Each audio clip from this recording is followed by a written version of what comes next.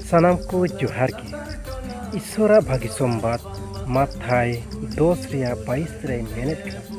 आपे दो इन ᱧᱩᱛᱩᱢ सानाम हर ठेन पे कुरुत उचुआ मेनखान अकोय मुचाद धाबिए तारहावा उनी गिए बांचावा तबे बुया को तिहिन नवा बाइबल कथा सिकते आबो बन बुझो दाड़ेदा जे जिसु मसीह नवा कथाय मेने कना चिदा जे तिहिन तिन दो जिसु मसीह बन आतांग कदे तिहिन तिन दो जिसु मसीह बन पतियो कान उनको को नवा कथा दो मेताबुन कना जे जिसु मसीह ᱧᱩᱛᱩᱢ ते अडी हर ठेन आबो दबन कुरुत उचुआ मिता में रोड उचुबन एगेर उचुबन निसड़े उचुबन मेनखान उना को निसड़े से रोड आयमा लेकाना एगेर को उकोय उना कोई सहावा आर धैर्य कते ताहेना